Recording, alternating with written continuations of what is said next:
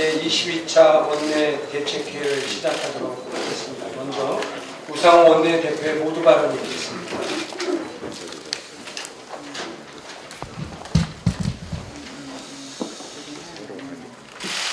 더불어민주당은 오늘부터 비상체제로 전환합니다. 원내 지도부는 오늘부터 국회 24시간 상시 대기하면서 박근혜 최순실 게이트에 관한 검찰 수사 그리고 국회 대응 방안 등에 대한 일일 점검을 계속해서 해나가도록 하겠습니다. 또한 내일 아침 9시 반 비상의원총회를 통해서 상황을 공유하고 또 더불어민주당의 대응 방안에 대한 당내 중론을 모으는 일도 진행해 나가도록 하겠습니다. 또한 전국을 오늘 2시에 당원 보고대회를 필두로 해서 전국을 순회하면서 시도당별로 박근혜 최순실 게이트에 대한 당원 보고대회를 진행해 나갈 계획입니다. 지금 검찰 수사 진행되고 있지만 이 문제의 가장 핵심 증인은 사실은 박근혜 대통령입니다. 박근혜 대통령이 최순실 씨와 친분이 없었다면 그리고 최순실 씨에게 힘을 실어주지 않았다면 생기지 않았을 사건입니다. 청와대가 나서서 최순실 씨가 원하는 재벌 모금을 강요하고 또 각 부처 인사를 최순실 씨가 원하는 방향으로 진행한 이런 일련의 흐름 속에서 당연히 비선 권력이 커나갔던 것입니다. 따라서 이 문제는 반드시 대통령 스스로 국민에게 고백하고 그리고 스스로 조사를 받으시는 것이 반드시 필요하다. 이 점을 말씀드립니다. 대통령을 조사하지 않으면 최순실 씨를 포함한 각종 피의자들의 범죄가 확정되기 어렵습니다. 그렇기 때문에 처벌도 어려워질 가능성이 있습니다. 대통령의 조사를 통해서 검찰 수사가 탄력을 받고 또 현재 신병을 확보하고 있는 피의자 또한 앞으로 처벌해야 될 대상자들에 대한 범죄 혐의가 보다 명료해지도록 조사받으시기 바랍니다. 검찰 수사는 처벌을 목적으로 하기 때문에 국민적 관심사를 다 밝혀낼 수가 없습니다. 그동안 많은 언론에서 보도된 내용, 또 야당이 파헤쳤던 많은 내용들은 사실은 다 범죄 혐의가 아닌 그런 의혹들도 꽤 많이 있습니다. 이런 의혹들은 처벌과 별개로 낱낱이 밝혀져서 국민들에게 보고되어야 합니다. 이것이 바로 국회가 해야 할 일입니다. 국회에서는 설사 처벌 대상이 아니라 할지라도 이 국정농단의 전모가 드러나고 국민들이 이해할 수 있도록 만드는 절차를 거쳐야 한다고 생각합니다. 이 문제에 대해서는 오늘 야3당 원내대표 회동에서도 논의를 해나가겠습니다만 이 문제에 대해서는 여당이 협조해야 할 것입니다. 그런데 어제 국회의장께서 주재하신 여야 3당 대표 회담이 셧다운이 전에 결렬됐습니다. 어제 그 상황을 보신 분들은 정말 어안이 벙벙했을 겁니다. 정세균 의장님과 박지원 대표 그리고 제가 먼저 와서 기다리고 있는데 정진석 대표가 들어와서 포토라인에 서지도 않고 그대로 의자에 앉아서 언론을 상대로 야당에 대한 각종 비난과 비판을 쏟아내고는 그냥 나가버렸습니다. 이게 어찌 박근혜 최순실 게이트를 대하는 집권 여당의 태도란 말이에요. 사과와 반성, 겸손까지는 바라지도 않겠습니다. 사과와 반성하고 국민들에게 죄송하다는 말 한마디를 시작해야 되는 거 아닙니까? 그러자마자 야당에 대해 심각한 비난 말 내놓고 말 잘 안 나와. 열받아서. 그렇게 그냥 나가버리는 태도는 정말 국민들을 실망시킨 그런 태도였다고 생각합니다.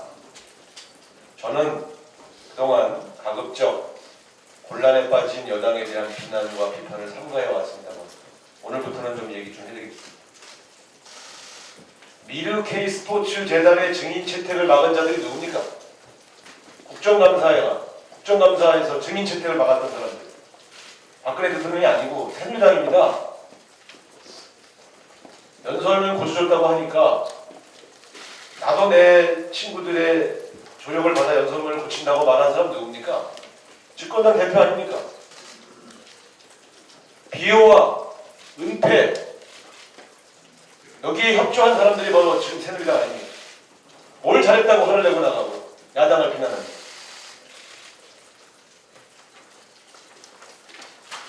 거국 내각을 제안하시려면 적어도 제1야당 대표에게 사전에 이런 제안을 하려고 한다. 어떻게 생각하느냐? 전화 한 통은 있어야 되는 거 아닙니까? 야당의 협조를 받아서 내각을 구성하신다면서요. 그러면 야당 지도부에게 먼저 사전에 의논해야 되는 거 아닙니까? 저는 전화 한 통 받은 적이 없습니다. 새누리당이 말하는 거국내각이 뭔지를 잘 모르겠어요. 어떤 방식으로 어떻게 짜자는 건지 전혀 들은 바가 없습니다. 근데 들어오자마자 화를 내요? 설명 좀 들으러 갔는데 설명을 안 하고 화를 내고 나가요. 이런 태도로 박근혜 최순실 게이트에 대한 야당의 협조를 받을 수 있다고 생각하십니까?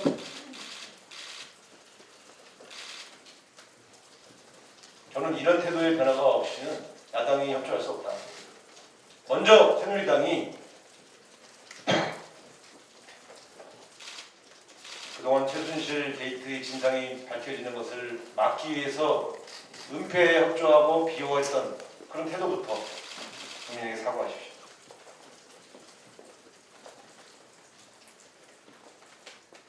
이상입니다. 네, 이어서 윤호중 정책위 의장님의 모두 발언을 듣겠습니다. 네, 정부가 어제 조선 및 해운업 경쟁력 강화 방안이라는 것을 발표했습니다. 이것을 그동안 논의해온 조선해운 구조조정 방안이라고 발표를 했는데 한마디로 부실 그 자체입니다. 조선해운 산업의 부실이 또 그렇게 만들어온 산업은행 등 국채은행의 문제점이 무엇인지 또 그것에 대해서 책임지는 자도 없고 책임 있는 해법도 없는 한마디로 미봉책이자 당장 닥친 위기만 넘기고 보자는 그야말로 생명연장식 단기지원책으로 일관했습니다. 아침부터 이런 말씀드리기 그래서 해석은 안 하고 한자로만 읽겠습니다. 동족 방류책이었다. 얼뚱자의 발족자입니다. 예, 무엇보다 잘못된 것은 어려운 것은 남탓, 그나마 잘된 것은 자화자찬 이렇게 일관하고 있다는 겁니다. 조선 해운 산업의 위기 원인은 모두 대외 여건 때문이고 외부 환경 때문으로 돌리고 있습니다. 그러면서 실제로 구체적인 구조조정, 또 경쟁력 강화의 청사진 제대로 제시하고 있지 못한 발표였습니다. 정부가 내놓은 경쟁력 활성화 방안이라는 것은 기존 정책의 재탕 3탕에 불과했습니다. 조선산업 강화 방안만 봐도 이미 조선 3사가 자구안으로 제시했던 내용을 그대로 인용하고 있습니다.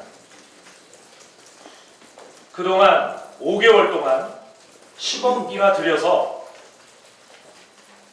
국제 컨설팅 회사의 컨설팅 보고서가 나오면 구조조정 방안을 내놓겠다 이렇게 이야기했는데 그 핑계는 어디로 가고 실제로 컨설팅 보고서는 휴지 조각이 된 것이 아닌가 생각합니다.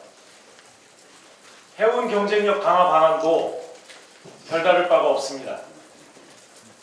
지난 2009년에 해운사 구조조정의 시급성을 명분으로 국민의 혈세를 동원했던 선박펀드 조성, 이것을 다시 내놓은 것에 불과합니다.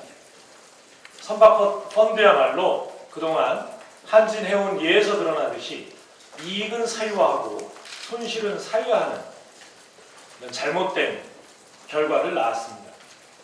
국민 혈세를 구조조정 시행이 아닌 구조조정 연장에 낭비했다는 불명예를 받았던 정책입니다. 이렇게 낡은 카드를 들고 와서 산업 활성화라는 명분으로 국민의 눈을 다시 한번 속이고 있는 것입니다.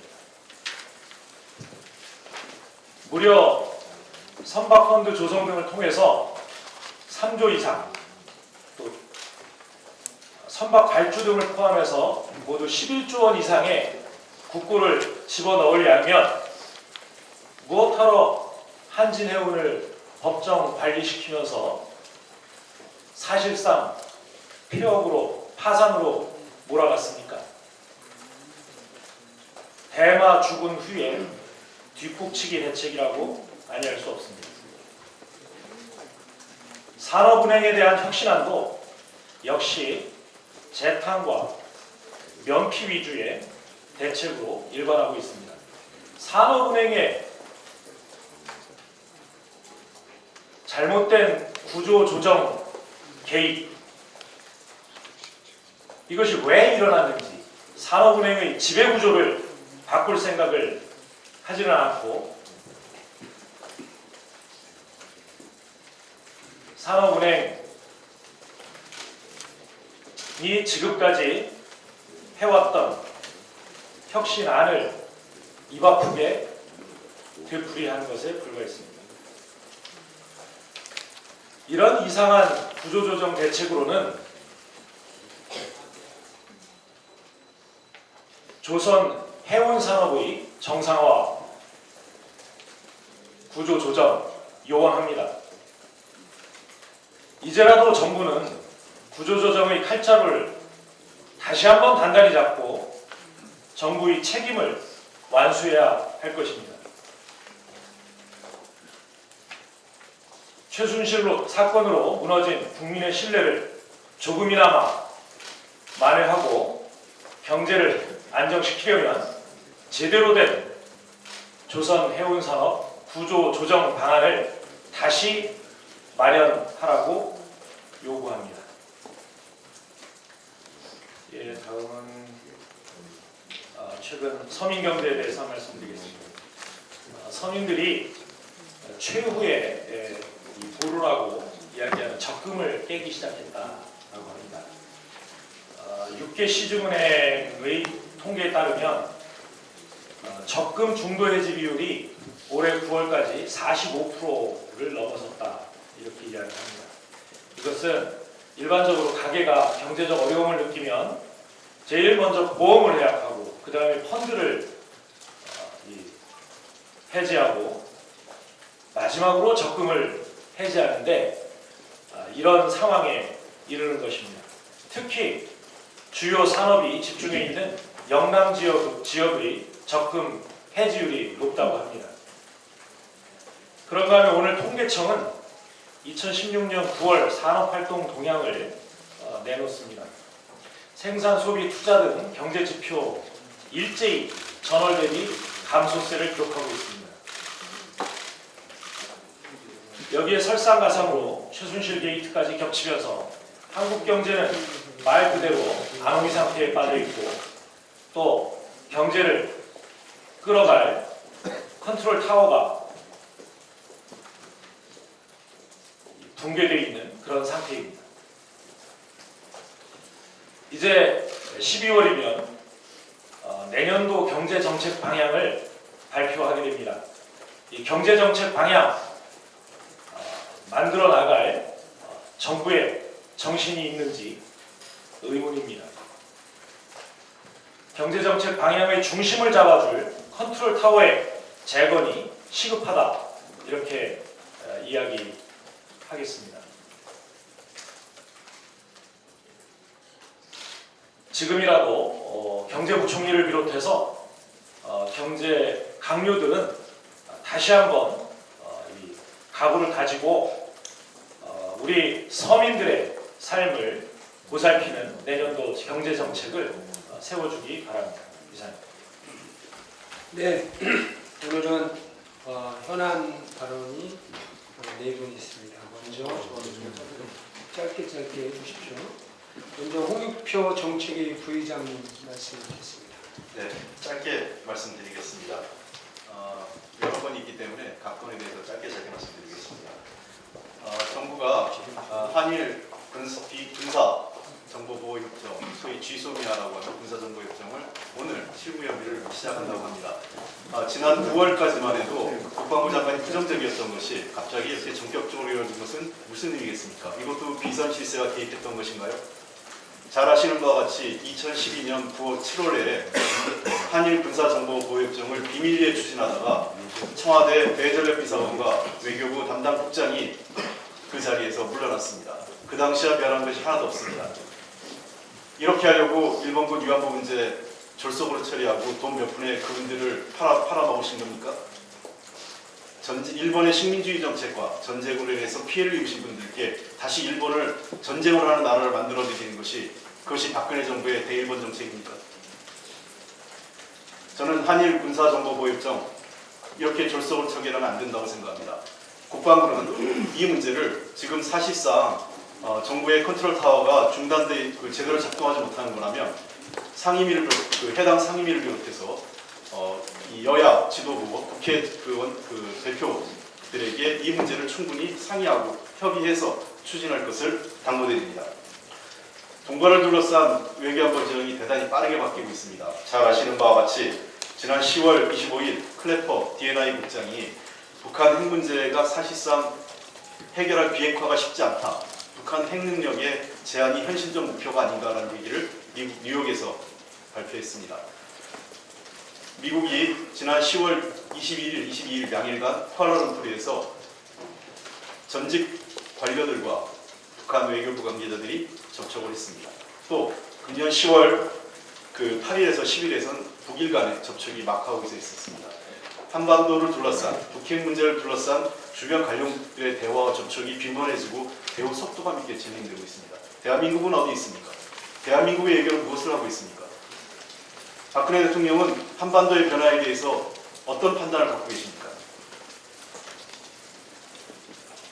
북핵 문제 물론 북한 문제 우리에게 가장 중요한 사안입니다. 이러한 문제를 해결하는 데 있어서 대한민국 외교는 실종되고 대한민국 역할을 보이지 않습니다. 주변국들의 대북 정책, 한반도 비핵화 정책이 빠르게 변화하고 있고 현재 변화된 모습에 대해서 한국 정부는 그 입장을 빨리 정리해야 됩니다. 관련돼서 이 역시 대통령, 청와대가 제 역할을 못하며 국회와 대화해 주시기 바랍니다. 외교부 장관, 국방부 장관, 그리고 청와대 안보실장은 이 문제에 대해서 머리를 맞대고 국회와 협의해 줄 것을 다시 한번 당부드립니다. 마지막 끝으로 한 가지 덧붙이는 것은 최근에 판문점을 둘러싼 남북 간의 군사적 충돌에 대한 우려가 높아지고 있습니다. 불필요하게 북한군을 자극하는 행태를 우리 한국 군사당국이 해서는 안 된다고 생각합니다. 또한 이와 마찬가지로 북한은 최근 남한 내의 정세 불안을 활용해서 한국의 정치 개입하려는 시도는 절대로 안 됩니다. 지난 수십 년간 남북한 간의 평화와 안정을 유지했던 핵심은 상호 내정 불가속과 상호 체제에 대한 존중이었습니다. 남쪽의 문제는 남쪽의 정치권과 국민이 하겠습니다. 북한은 자신들의 일만 잘 하도록 하십시오. 절대로 내정 간섭하려는 불순한 시도에 대해서는 단호히 반대합니다. 이상입니다. 네, 이어서 김한정 대표의 현안 발언 드리겠습니다. 박근혜 정부 비선 실세 국정농단으로 대통령이 국정을 제대로 운영하기 어려운 상황에 빠졌습니다. 우리 국민의 충격도 바로 이 지점에 있는 것 같습니다. 청와대는 기업으로 치면은 부실, 불법 경영으로 법정 관리 상태에 들어간 기업입니다. 대통령은 이 부실 기업, 파탄난 기업의 최고 경영자로서 책임을 져야 될 사람입니다. 그런 대통령이 부도난 대한민국의 국정, 회생을 다시 책임지고 맡길 수는 없는가 아닙니까? 이것이 국민 대다수의 여론 아닙니까? 현재 대한민국은 과거 김영삼 정부 말기의 외환위기보다 더 심각한 경제위기 상황을 맞고 있습니다. 1997년 김영삼 청와대는 국가경제관리 실패로 대한민국 경제를 부도냈습니다. 닥친 외환위기로 인해서 기업들은 파산했고 국민들은 해고됐고 가정 파탄, 심지어 자살이 속출하는 악몽과 같은 고통을 겪었습니다. 김대중 정부가 인수한 대한민국은 바로 이런 부도난 대한민국이었습니다. 풍전등화의 경제였습니다. 피와 눈물의 구조조정을 통해 위기를 극복했습니다. 국민이 협조했습니다. 장농석 금부치를 모아서 달러 빚을 갚았습니다. 결국 김대중 정부의 청와대는 경제 파탄을 막아냈고 국민의 협력 속에서 위기를 극복할 수 있습니다. 그래서 임기 말 안팎의 그런 도전에도 불구하고 국정을 안정적으로 마무리했고 월드컵을 성공시켰고 남북관계도 감히 대한민국을 도발하거나 도전할 수 없는 그런 상황으로 관리했습니다. 대선도 안정적으로 관리했습니다. 일체의 부정선거, 청와대 선거기에 논란이 없었습니다. 그런데 2016년 지금 19년 뒤의 오늘의 대한민국을 한번 보십시다. 박근혜 정부, 박근혜 청와대는 국정을 부도위기로 몰았습니다. 이 정치적 외환위기 사태 책임은 박근혜 대통령에게 있습니다. 지금 소비, 생산, 투자 모든 면에서 우리 경제는 마이너스로 돌아섰습니다. 경기 하강은 더 심해질 것이라는 예입니다. 내년이면 이대로 가면 가계부채가 1,500조에 달할 그런 전망입니다. 이 한마디로 97년의 국가부도사 때보다 더 심각하고 더 파멸적일 수도 있는 국가 경제 위기를 눈앞에 두고 있는 것입니다. 더 심각한 문제는 이 위기 상태를 우리가 뻔히 보고 있으면서도 이 위기를 극복해낼 리더십을 지금 갖고 있지 않다는 데 있습니다. 국가의 중요 경제 정책을 책임지고 결정할 대통령이 지금 사실상 법정관리 상태고 그런 능력과 그런 국민의 지지를 받을 수 없는 상태입니다. 앞으로 박근혜 정부가 김대중 정부처럼 구조조정의 고통 분담과 제2의 정치적 근무기를 국민에게 호소할 수 있겠습니까? 법정 관리 상태의 청와대가 어떻게 스스로 회생을 국민에게 약속할 수 있겠습니까? 그래서 지금의 정치적 외환위기 상황에 대처하고 앞으로 경제적 제2의 외환위기 사태를 막아내기 위해서도 대통령은 경제정책, 안보 정책의 중요한 국가 결정에서 손을 떼야 합니다. 거기만이 위기를 막는 길입니다. 지금부터 정부는 안보위기, 경제위기에 대한 대처와 관리를 위해서 비상관리 체제로 전환해야 합니다. 박근혜 게이트가 라는 암덩어리를 재간해 주었고서는 대한민국 자체가 말기암 상태로 갈 것입니다. 임기 말은 물론 2, 3년 안에 대한민국 전체에 돌이킬 수 없는 심각한 상황을 가져오게 될 것입니다. 오늘의 위기는 이제 시작입니다. 최순실 구속으로 넘어갈 상황이 아닙니다. 대통령이 결심해야 됩니다. 대통령이 스스로 초래한 이 엄청난 국가 위기 사태에 책임을 지는 모습을 국민들에게 보여주셔야 됩니다. 더 이상 늦춰서는 안 됩니다.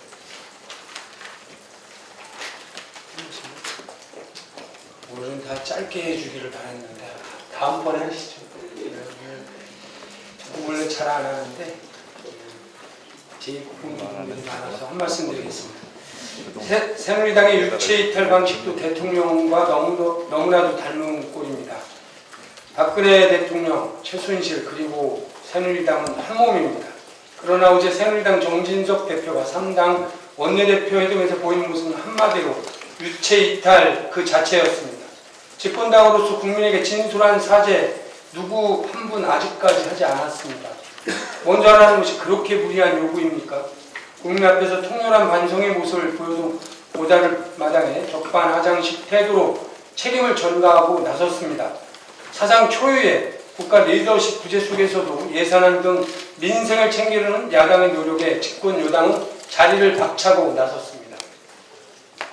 100번 양보하여 정진석 대표가 야당의 요구를 다 들었다라고 하지만 그 내용을 들여다보겠습니다. 특검 요구에 대해서 셀프 특검으로 맞섰습니다. 거국 중립 내각은 셀프 총리를 야당과 논의 없이 청와대한테 먼저 제안을 했습니다.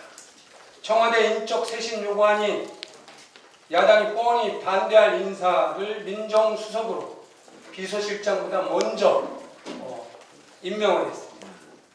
이런 모습이 진정으로 야당과 함께 이 수습을 하려고 하는 모습은 아니다라는 말씀 분명히 드리겠습니다. 새누리당의 손바닥 뒤집기식에 국민들은 경악을 금치 못할 지경입니다. 지난 2014년 정윤회 게이트 일명 문고리 3인방 비선 10상시 사건 당시 새누리당은 청와대 호위무사를 자처하면서 오직 국민이 아닌 대통령만 보며 방어를 했습니다. 호미를 막고 가래로 막지 못하는 상황은 바로 새누리당 집권 여당이 만들었습니다. 올해 국정감사에도 최순실 게이트 실체를 파헤치기 위한 우리 당의 증인 채택 요구도 안건 조정 제도로 회방을 놓았습니다. 이제 더 이상 새누리당은 피해자 코스프레를 하지 마십시오. 진정으로 야당과 함께 수습할 것을 요구드립니다. 오늘부터 박근혜 최순실 게이트 진실 규명을 위한 특별법에 의한 특검 논의를 협상을 재개하겠습니다. 특별법에 의한 특검만이 명명백백한 진상규명의 시작입니다. 우리 새누리당도 더 이상 검찰의 증거인멸의 우려 속에 진행되는 수사에 국민적 의혹을 보이고 있는 검찰에 대해서보다는 여야가 합의하여 특별법에 의한 특검을 진행할 수 있도록 전향적 자세를 요청드리겠습니다. 이상입니다.